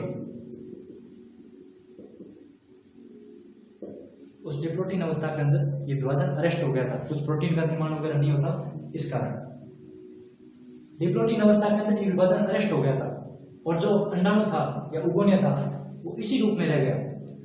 ठीक है, इसी रूप में अंडाणु 60,000 से 80,000 13-14 साल की उम्र तक रहे और जब हार्मोनल चेंजेस होने लगे शरीर के अंदर तब ये प्रोफेज की डिप्लोटिन अवस्था हटी और प्रथम अर्धसूत्री विभाजन पूर्ण हुआ। वो पूर्ण होते ही यहाँ पर क्या हुआ, 2 कोशिकाओं का निर्माण हुआ जो असमान कोशिकाएं थी, जिसके अंदर एक तो थी प्राथमिक ध्रुवीयकाएं और ये थी सेकेंडरी ओसाइट या फिर द्वितीयक ओसाइट। इसे अपन ने देखा। अब देखो यहां तक की प्रक्रिया होगी। अब मेस्टोसाइकिल या फिर आर्तव चक्र की जब बात आती है तो आर्तव चक्र के अंदर अपने को मोटा मोटी भी पता है कि भाई अंडोत्सर्ग की प्रक्रिया होती है। ठीक है, अंडोत्सर्ग की प्रक्रिया के अंदर ये जो सेकेंडरी ओसाइट है ना, इसी का मोचन होता है अंडाणु के माध्यम से। तो इसका क्या होगा, अंडोत्सर्ग होगा सेकेंडरी ओसाइट का। ठीक है, पहला विभाजन पूर्ण हो गया, सेकेंडरी ओसाइट था उसका आर्तव चक्र में क्या हुआ, उसका अंडोत्सर्ग हुआ। इतने अपने को नॉर्मल जानकारी, बाकी अपन अंडोत्सर्ग जब पढ़ेंगे या फिर आर्तव चक्र जब पढ़ेंगे तो उसकी बात अपन उस टाइम करेंगे। सेकेंडरी ओसाइट का जब विमोचन हुआ तो वो फैलोपियन नलिका के अंदर आया, फैलोपियन नलिका के अंदर वो आ गया। ये क्या है, ये सेकेंडरी ओसाइट है ये वाला। अब ये सेकेंडरी ओसाइट तो यहाँ आ गया। ठीक है, अब अगर उस समय निषेचन की प्रक्रिया नहीं हुई, ठीक है, या फिर वीर्यसेचन की प्रक्रिया अगर यहाँ पर नहीं हुई इस फीमेल के अंदर, तो क्या होगा, ये अंडा यहाँ पर कुछ दिनों तक रहेगा और फिर आर्तव चक्र के अंत तक यही अंडा रक्त वाहिनियों या फिर रक्त के साथ बाहर निकल जाएगा, जिसे अपन एमसी कहते हैं, जिसके अंदर जो ब्लीडिंग स्टेज होती है, जिसके अंदर ब्लड बाहर निकलता है। ठीक है, उसके अंदर वो प्रावस्था आ जाएगी जिसके अंदर यही जो द्वितीय अंडाणु है या फिर ये जो सेकेंडरी ओसाइट है वही बाहर निकल जाएगा। यानी कि क्या हुआ, ओजेनेसिस तो हुआ ही नहीं पूरा। और मैंने कहा कि यदि मान लो ये जो सेकेंडरी ओसाइट है ये फैलोपियन ट्यूब में आ गया और उसी समय क्या हुआ, शुक्राणु भी आया और शुक्राणु होने के बाद क्या हुआ, निषेचन की प्रक्रिया पूर्ण हो गई। ये मान लो शुक्राणु आया, निषेचन की प्रक्रिया हुई, तो शुक्राणु के इस द्वितीय ओसाइट को टच करते ही इसके अंदर कुछ चेंजेस आने लगते हैं। वो चेंजेस जब आते हैं ना, उस चेंजेस के कारण ही इसका जो द्वितीय अर्धसूत्री विभाजन है वो पूर्ण होता है और ये द्वितीय ध्रुवीयकाय और एक अंडाणु के अंदर परिवर्तित हो जाता है। और ये जो अंडाणु है, इस अंडाणु का केंद्र शुक्राणु के केंद्र के साथ मिलके और आगे जाके जाइगोट का या फिर युग्मनज का निर्माण करता है। यानी कि ये जो oogenesis की जो प्रक्रिया है वो प्रक्रिया खत्म कब होगी, जब निषेचन होगा। निषेचन जब नहीं होगा तब तक सेकेंडरी ओसाइट तक ही रहेगा ये पोर्शन, और सेकेंडरी ओसाइट अगर निषेचन नहीं हुआ तो ये खाली एमसी के दौरान जब ब्लीडिंग स्टेज होगी, ब्लीडिंग स्टेज के अंदर यही रक्त के साथ बाहर निकल जाएगा। यानी रक्त के साथ क्या बाहर निकलेगा, सेकेंडरी ओसाइट। अगर निषेचन हो गया तो आर्तव चक्र तो बंद हो जाएगा और जो द्वितीय प्रसूति विभाजन है वो पूर्ण होगा, क्योंकि निषेचन हो रहा है। और ये जो ओवम था वो ओवम आगे जाके युग्मनज में परिवर्तित हो जाएगा। तो ये इसके अंदर डिफरेंस है। ठीक है, ये डिफरेंस अपन ने देखे। तो ये डिफरेंस और इसके अंदर बहुत ज्यादा चेंजेस है। अब यहाँ पर देखो, जैसे एक स्पर्मेट होने से 4 बन रहे हैं, यहाँ पर एक से सिर्फ एक ही बन रहा है, तो ये भी एक प्रकार का अनुकूलन है। इसका साइज इसके साइज से बहुत ज्यादा बड़ा है। असमान विभाजन क्यों हुआ, इसका भी कारण है। यह भी एक प्रकार का अनुकूलन है कि भी आगे जाके जब युग्मनज का निर्माण होगा तो वो थोड़ा सा बड़ा रहे, ताकि आगे उसका जो विदलन प्रक्रिया होगी उससे अपन नॉर्मल जो अपनी कायिक कोशिका होती है उसके आगे उसके अपन वहां तक पहुंच सके। ये इसके छोटे से छोटे कारण है। बाकी देखो यहाँ पर लास्ट में क्या हुआ, एक ओव का निर्माण हुआ। तो इसमें कॉम्प्लिकेशन कहाँ है, देखो सबसे पहले अपन ने क्या पढ़ा कि प्रथम अर्धसूत्री विभाजन कब पूर्ण हुआ। प्रथम अर्धसूत्री विभाजन पूर्ण हुआ जब किशोर अवस्था आई। उससे पहले तक 60 से 80,000 गोनियां बन चुके थे। ठीक है, इसके बाद प्राथमिक कंडक, द्वितीय कंडक और एक प्रथम पोलर बॉडी या फिर फर्स्ट पोलर बॉडी के अंदर क्या हुआ, विभेदित हुआ। इसके बाद जब निषेचन प्रक्रिया हुई तो ये जो सेकेंडरी ओसाइट था ये और दो कोशिकाओं के अंदर विभाजित हुआ, जिसे एक तो छोटी कोशिका बनी जिसे कहा सेकेंड पोलर बॉडी, और दूसरी थी अंड कोशिका या फिर ओवम। ठीक है, ये चीज है। और जो ओम था ये बनना किसका संकेत होता है कि निषेचन हुआ है, बिना निषेचन के ओम नहीं बनेगा। अब अपने को oogenesis अगर लिखना है तो oogenesis के अंदर तो अपने को सारा लिखना पड़ेगा, ये सारा पोर्शन। तो यहाँ पर अपन लिख देंगे कि भाई अगर निषेचन होता है तो ये विभाजन होगा। ठीक है, बाकी प्रथम अणुसूत्री विभाजन पूर्ण कब हुआ, जब हार्मोनल चेंजेस आए शरीर के अंदर, और वो कब आएंगे, जब किशोर अवस्था आएगी तब। ठीक है, तो ये चीज थी। तो ये अपन ने पढ़ा पूरा oogenesis और ये पूरा स्पर्मेटोजेनेसिस। ठीक है, अब देखो दोनों प्रक्रिया अपन ने देखी, दोनों प्रक्रियाओं के अंदर अपन ने गुणन प्रावस्था देखी, वृद्धि प्रावस्था देखी और परिपक्वन प्रावस्था भी देखी। इसके बाद अपन हार्मोन के चेंज देखते हैं कि हार्मोनल चेंज कैसे होंगे, वो भी अपने काम के हैं।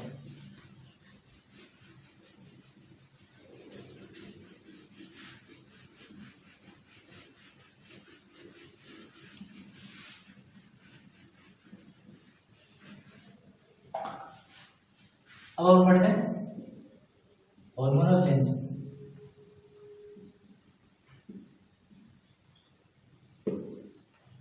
हार्मोनल चेंज क्या होगा अपन दोनों के अंदर देखेंगे। ठीक है, तो मैं स्टार्ट करता हूं किशोर अवस्था से। किशोर अवस्था प्रारंभ हुई तो सबसे पहले हाइपोथैलेमस जो होता है अपना वो एक्टिव हो। ठीक है, अपना जो हाइपोथैलेमस है वो एक्टिव हो, ये है हाइपोथैलेमस।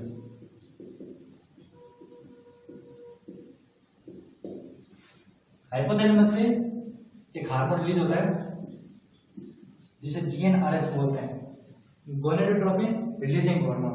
ठीक है, इसे बोलते हैं गोनेडोट्रोपिन रिलीजिंग हार्मोन।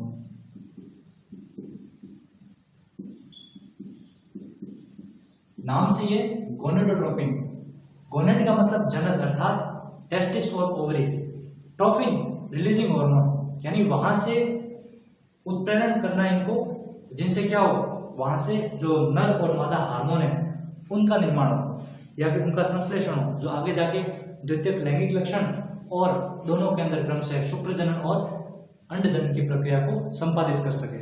ठीक है, क्योंकि वो अवस्था आ चुकी है कि अब शुक्राणु अंडाणु के का निर्माण होने लग जाए। तो यह हाइपोथैलेमस GnRH को रिलीज करता है। GnRH जो होता है वो पीयूष ग्रंथि पर कार्य करता है। इसमें जो अग्र पीयूष ग्रंथि होती है, अग्र पीयूष ग्रंथि, इसे दो हार्मोन के सिक्रेशन को प्रेरित करता है, एक LH और एक FSH। LH को बोलते हैं luteinizing hormone, luteinizing hormone. FSH को बोलते हैं follicle stimulating hormone, follicle stimulating hormone, ये इसको बोलेंगे। अब इन दोनों हार्मोन का अपन प्रभाव देखेंगे कि नर के अंदर और मादा के अंदर क्या क्या होता है। तो सबसे मैं पहले लेता हूं LH का। ठीक है, LH की मैं बात करता हूं नर के अंदर। तो नर के अंदर जो LH होता है वो लैडिंग कोशिका जो अपन ने पढ़ी अभी अनुप्रस्थ काट के अंदर, जैसे अपन ने अंतराली कोशिका भी बोला, उस पर ये कार्य करेगा और ये किसको उद्दीपित करेगा कि टेस्टोस्टेरोन का संश्लेषण और स्त्राव। तो नर के अंदर LH हार्मोन जो है वो लैडिंग जो कोशिकाएं हैं, लैडिंग सेल पर कार्य करेगा और टेस्टोस्टेरोन के स्त्राव को प्रेरित करेगा।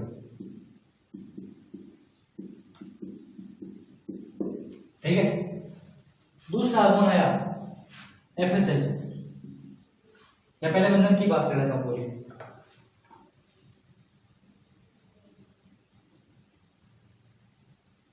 पहले मैं नर की बात कर लेता हूँ पूरी।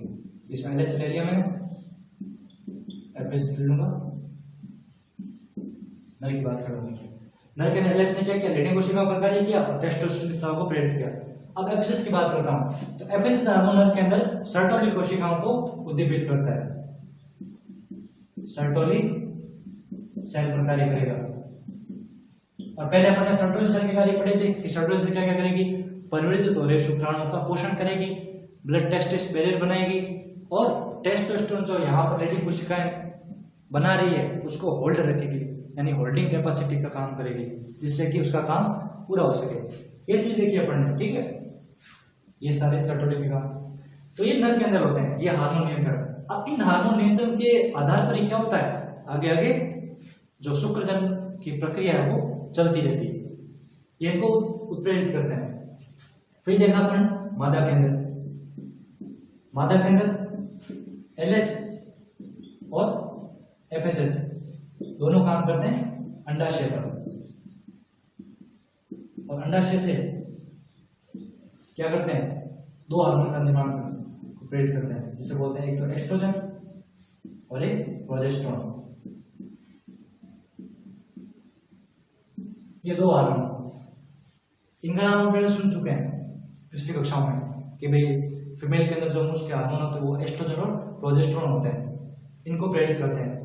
अब एस्ट्रोजन प्रोजेस्टेरोन जो है ये आगे जाके जो अंडजनन प्रक्रिया है उसको संपादित करेंगे, उसके साथ साथ सगर्भता की स्थिति होगी तो गर्भाशय को विकसित करेंगे, ये सारी चीजें। और इसके साथ साथ एलएचएफएसएच जो है वो द्वितीयक लैंगिक लक्षणों का जो विकसित विकास है वो भी प्रेरित करते हैं। द्वितीयक लैंगिक लक्षण क्या होते हैं, जिन्हें अपन गौण लैंगिक लक्षण भी बोलते हैं, जो हमारे जन्म के बाद एक निश्चित अवस्था आने पर ही उनका विकास हो, जिसके अंदर अपन देखते हैं कि नर के अंदर दाढ़ी मुचकाना, उसके साथ साथ आवाज का भारी होना, यानी कि जो पिच है हमारी वो पिच का लो हो जाना, फीमेल के अंदर आवाज का पतला होना या फिर हाई पिच का होना, उसके साथ साथ जो अपन देखते हैं कि श्रोणी मेखला और अंश मेखला, जैसे अपने अंश मेखला है तो मेल के अंदर ये अंश मेखला होता है, इसका चौड़ापन होता है, और फीमेल के अंदर ये जो पेलियो कर्डल है या फिर जो श्रोणी मेखला है वो बड़ी हो जाती है। ये कुछ परिवर्तन है। इसके अलावा स्तन ग्रंथियों का विकास होना, नर के अंदर जो अपनी मसल्स होती है, मांसपेशियां, इनका विकास होना, ये सारे क्या है, ये सारे गौण लैंगिक लक्षण है। इनका जो निर्माण या फिर इनका जो विकास है वो उनको भी ये प्रेरित करता है। एस्ट्रोजन प्रोजेस्टेरोन ये फीमेल के अंदर और टेस्टोस्टेरोन जो है वो मेल के अंदर। तो ये अपन ने क्या देखा है, हार्मोनल चेंज देखा कि भाई अपन ने अभी तक पढ़ा कि भाई एस्ट्रोजन प्रोजेस्टेरोन है, टेस्टोस्टेरोन है, ये कैसे कार्य कर रहे हैं और ये सारे कार्य करके कैसे स्पर्मेटोजेनेसिस और oogenesis को प्रेरित कर रहे हैं। ये सारे अपने पॉइंट याद रखने हैं कि कौन सा हार्मोन कहाँ से निकल रहा है और कैसे किसको प्रेरित कर रहा है। सबसे पहले GnRH निकला, उसने यहाँ पर LHFSS को निकलने के लिए प्रेरित किया, फिर LHFSS ने मेल के अंदर क्या कार्य किया, कौन कौन सी कोशिकाओं पे, और इसी LHFSS ने अंडाशय पर क्या कार्य किया, ये भी अपने को देखना है। ठीक है, ये चीज थी, ये चीज अपन देखेंगे। अब देखो, अब अपन बात करेंगे male gamete and female gamete की, अर्थात शुक्राणु और अंडाणु की जो संरचना है उसकी बात करेंगे हम। मेल एंड फीमेल गैमेट अर्थात structure of ovum and sperm, ये लास्ट पॉइंट अपन देख लेते हैं गैमेटोजेनेसिस का। तो एक देखेंगे स्पर्म की स्ट्रक्चर और एक देखेंगे अपन ओवम की स्ट्रक्चर। तो सबसे पहले अपन एक स्पर्म और एक ओवम। अब हमने बताया कि देखो स्पर्म जो होता है वो ओवम की तुलना में बहुत माइक्रोस्कोपिक है, बहुत छोटी संरचना होती है। इन दोनों की संरचना देखनी है, इनके कितने कितने पार्ट होते हैं, किस किस पार्ट का क्या क्या कार्य होता है, अपने को वो ध्यान रखना है। उसमें मुख्य रूप से कितने कितने पोर्शन है, इसमें किस पोर्शन में किससे किससे बना हुआ है, इसका क्या क्या कार्य है, वो अपने को मोटे मोटे देखना है, ताकि अगर बड़ा क्वेश्चन आए या फिर कोई छोटा 2 नंबर का क्वेश्चन आए या फिर डायग्राम का भी क्वेश्चन आए तो अपन उसको कर सके। सबसे पहले स्पर्म की स्ट्रक्चर। स्पर्म जो होता है वो एक माइक्रोस्कोपिक स्ट्रक्चर है, यानी कि सूक्ष्मदर्शी संरचना होती है। अब सूक्ष्मदर्शी संरचना का क्या मतलब है कि बहुत छोटी संरचना है। अब स्पर्म जो होता है मुख्य रूप से 4 भाग में बटा होता है।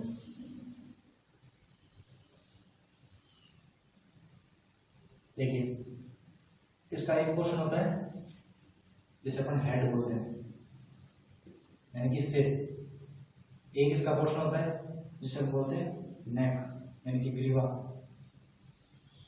ये होता है मध्य खंड या फिर मिडल पीस।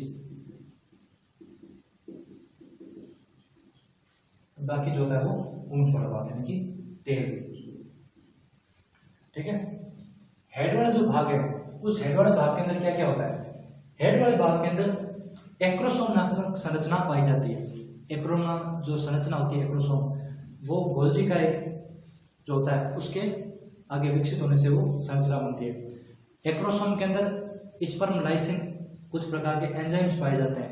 ये जो एंजाइम्स होते हैं, ये एंजाइम आगे जो निषेचन की प्रक्रिया होगी, जिसके अंदर मादा के अंदर जो ओवम होगा, उस ओवम को भेदना होगा, उस ओवम को भेदने के लिए वो सारे एंजाइम काम आएंगे। ठीक है, तो ये चीज अपने को देखनी है। तो इसके अंदर क्या होता है,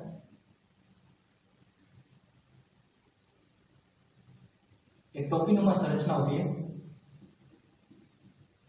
इस टोपीनुमा संरचना को बोला जाता है एक्रोसोम।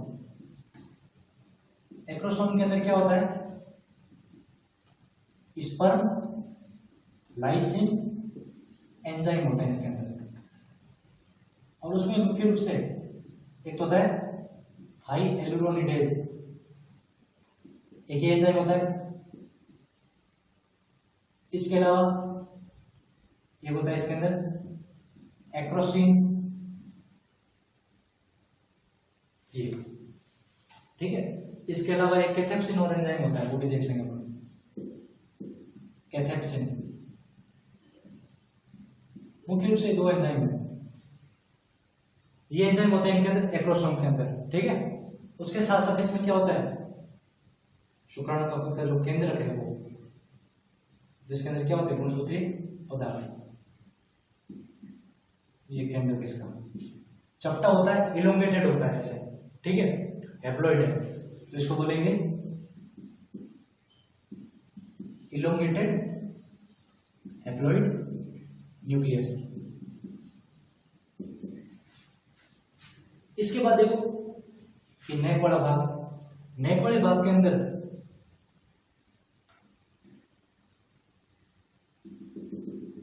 सेंट्रियोल होते हैं, 2 सेंट्रियोल हो गए इसके अंदर। अब अगर मैं इसे शुक्राणु की अक्ष मानूं तो इस अक्ष के लंबवत एक ये सेंट्रियोल होगा। ठीक है, इसे अपन कहेंगे समीपस्थ तारक केंद्र, और ये जो इसके अक्ष के समानांतर होगा इसे कहेंगे अपन दूरस्थ तारक केंद्र। समीपस्थ तारक केंद्र, दूरस्थ तारक केंद्र। अब देखो सेंट्रियोल का काम क्या होता है, जैसे अपन कोशिका विभाजन पढ़ते हैं, तो कोशिका विभाजन के अंदर उसका काम होता है गुणसूत्रों को अलग अलग करना। तो इसमें एक तो ये काम करेगा जो समीपस्थ तारक केंद्र है, जब निषेचन की प्रक्रिया होगी तो निषेचन की प्रक्रिया में ये जो एक तो केंद्र होगा, ये केंद्र क्या करेगा, केंद्र को भी जो ओवम का केंद्र होगा उससे मिलेगा। उससे मिलने के बाद बचा ये तारक केंद्र, ये तारक केंद्र के अंदर विभाजन होगा तो आगे जाइगोट जो युग्मनज बना है उसके अंदर विदलन को प्रेरित करेगा। तो ये एक चीज आएगी इसके अंदर समीपस्थ तारक केंद्र का। तो इसका ये काम होगा कि युग्मनज में विदलन की शुरुआत करेगा ये। फिर देखा दूरस्थ तारक केंद्र, दूरस्थ तारक केंद्र क्या करेगा, तो तारक केंद्र यहाँ पर क्या करेगा, माइक्रोट्यूब्यूल्स का निर्माण करेगा, यानी अक्षीय तंतु का निर्माण करेगा जो अंतर फैले होंगे। फिर देखते हैं अपन मध्यखंड, मिडिल पीस। मिडिल पीस के अंदर क्या होता है, बहुत सारी यानी कि संख्या के अंदर बहुत ज्यादा इसके अंदर माइटोकॉन्ड्रिया पाई जाती है। और माइटोकॉन्ड्रिया जो होती है, जैसे मैं इसको मिडिल पीस मानूं तो माइटोकॉन्ड्रिया इसके अंदर एक रिबन के आकार में होती है, ऐसे फीतेनुमा अरेंजमेंट होता है इसका माइटोकॉन्ड्रिया का।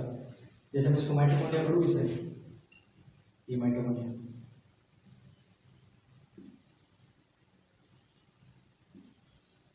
तो इसका देखो ऐसे इस टाइप से,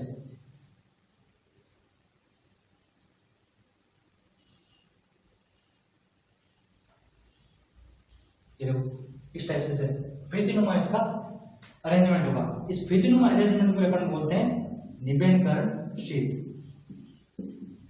निबेनकर्ण शीट या फिर निबेनकर्ण अच्छा इसको बोलते हैं। इसके साथ साथ इसके अंदर जो साइटोप्लाज्म है वो एकदम परिधि के अंदर होगा, जिसका परिधि साइटोप्लाज्म इसको बोलते हैं, ठीक है, परिधि साइटोप्लाज्म इसको बोलेंगे। और इसको एक नाम दिया जाता है मैन चेट, मैन CHET मैन चेट, ये परिधि साइटोप्लाज्म होगा इसका, बिल्कुल पतला सा लकीर के रूप में। इसके अलावा इसके अंदर एंजाइम होते हैं, और वो एंजाइम होते हैं श्वसन के।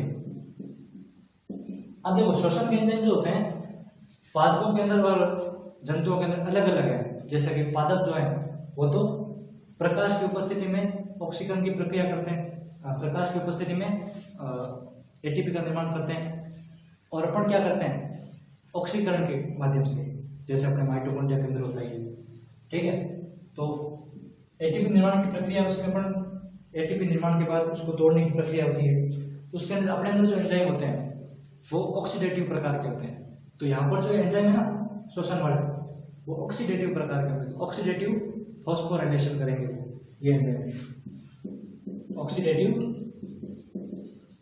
फॉस्फोराइलेशन करेंगे, फॉस्फोराइलेशन करेंगे। और प्लांट्स के अंदर यहाँ पर क्या होगा, पादपों के अंदर जब आप पढ़ोगे पादप कार्य की, उसके अंदर यहाँ पर आ जाएगा फोटोफॉस्फोराइलेशन, वहां पर प्रकाश की उपस्थिति में, यहाँ पर ऑक्सीकरण के माध्यम से दोनों के अंदर ATP बनते हैं, टूटता है। और देखो मैंचिट हो गया, निबेनकर्ण शीट हो गई, एंजाइम हो गए, ये चीज। इसके अलावा जो मध्य खंड का अंतिम भाग है वहां पर एक और वलय पाया जाता है, एक सेंट्रियोल और होता है। इस सेंट्रियोल को अपन बोलते हैं रिंग सेंट्रियोल, इसको अपन बोलते हैं रिंग सेंट्रियोल, ठीक है। अब रिंग सेंट्रियोल इसका एक नाम और है, इसे बोलते हैं जेनसन वलय, या इसको अपन एनुलस वलय भी बोलते हैं, एनुलस रिंग। रिंग सेंट्रियोल का काम क्या होता है कि ये जो मध्य खंड है, इस मध्य खंड के अंदर जो माइटोकॉन्ड्रिया वगैरह है, इसको आगे पूंछ के अंदर ना धकेला जाए, या फिर इसको यहाँ पर ये सेट रखता है पूरे मध्य खंड को, इसका एक काम है, ठीक है।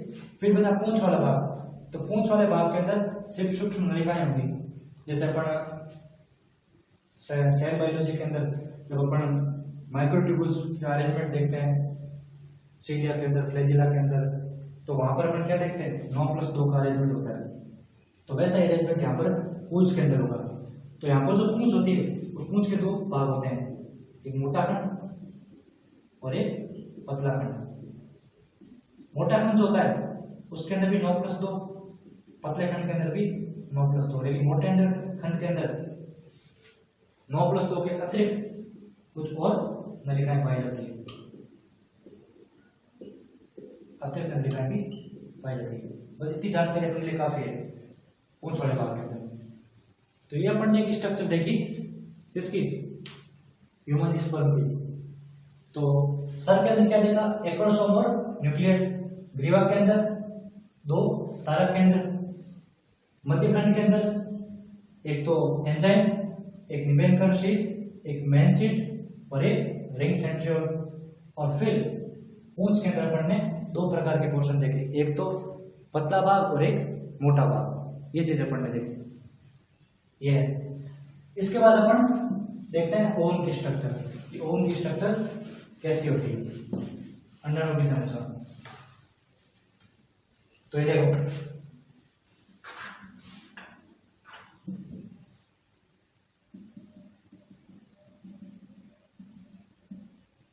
ये अंडाणु की कला, ये अंडाणु की कला, इस अंडाणु की कला के अंदर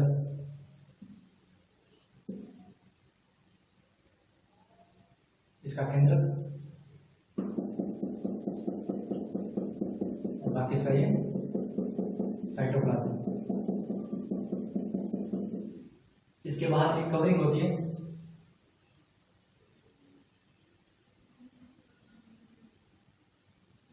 उस कवरिंग को बोलते हैं अपन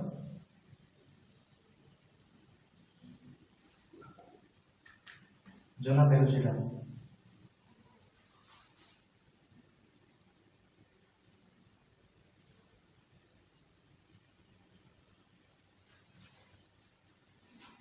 इसे बोलेंगे अपन जोना पेलुसिडा, जिसे या फिर अपन पारदर्शी अंडावरण भी बोलते हैं।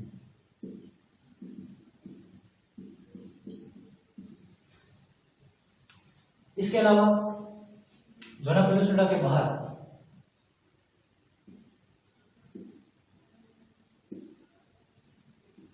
कुछ कोशिकाएं और होंगी।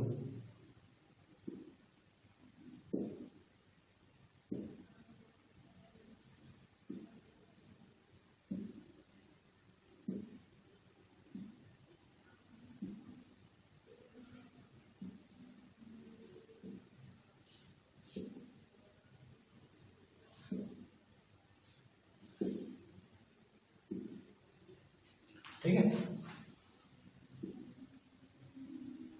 ये चीज।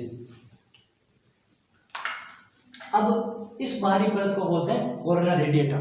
ये जो इसके बाहर बनाई मैंने जोना पेलुसिडा के बाहर, इसे बोला कोरोना रेडिएटा। इसके अंदर वाली परत क्या बोली मैंने? जोना पेलुसिडा, पारदर्शी अंडावरण। अब ये जो जोना पेलुसिडा है ना, ये छोटी छोटी छोटी छोटी कोशिकाएं, इन कोशिकाओं को हम ग्रेनुलोसा कोशिकाएं बोलते हैं, ग्रेनुलोसा सेल्स। अब ये कहां से ग्रेनुलोसा सेल्स? तो इसकी बात अपन शुरुआत में करेंगे उगोनिया से। कैसे उगोनिया से करेंगे वो देखो कि उगोनिया के अंदर जो उगोनिया आगे जाके अंडजन के अंदर भाग नहीं लेते, वो आगे दो प्रकार की कोशिकाओं के अंदर बढ़ जाते हैं। जो अंडजन में भाग नहीं लेते वो एक तो नर्व सेल्स के अंदर या फिर कोशिकाएं बोल रहे हैं, फालतू कंफ्यूजन होगा अपने सर्टोरी सेल का। ठीक है, तो इसे कोशिका बोले, जो न्यूट्रिशन देने का काम करेगी इस अंडाणु को। उसके अंदर कुछ कोशिकाएं परिवर्तित हो जाएगी और कुछ कोशिकाएं ग्रेनुलोसा सेल्स बनाएगी। ठीक है, इसी का रूपांतरण होगा, क्योंकि अगर ये अंडजन में भाग नहीं ले रहे तो ये आगे विकसित होकर इन दो प्रकार की कोशिकाओं के अंदर बढ़ जाएगी। अब ये कोशिकाएं ये है कोरोना रेडिएटा की जो कोशिकाएं हैं ये वाली। ठीक है, तो एक उगोनिया वाली कोशिकाएं है, कोई दूसरी कोशिकाएं नहीं, अलग से कहीं नहीं है। अब देखो इसमें क्या चीज देखिए पढ़ने में, सबसे बाहर कोरोना रेडिएटा, उसके अंदर ये जोना पेलुसिडा, ये वाला ये जोना पेलुसिडा। अब एक की खुद की जो मेम्ब्रेन है ये वाली कोशिका झिल्ली, इसकी इस झिल्ली और जोना पेलुसिडा के मध्य एक अवकाश है। ये अवकाश देखो, इसे बोलते हैं परिपीत की अवकाश। इसे बोलते हैं पेरीवाइटलाइन स्पेस। ठीक है, इस स्पेस को बोलते हैं पेरीवाइटलाइन स्पेस। इसका क्या रोल है? तो सबसे पहले अंडाणु कणा के अंदर देखते हैं कुछ प्रकार के कण, जिसे पढ़ने का वल्कुटीय कण या फिर कॉर्टिकल ग्रेन्यूल्स। अब देखो क्या बात आती है, अंडाणु के अंदर कॉर्टिकल ग्रेन्यूल्स होते हैं। जब अंडाणु के पास शुक्राणु आता है और उसकी अंडाणु की कला को टच करता है तो इस अंडाणु के अंदर कुछ रासायनिक परिवर्तन होते हैं।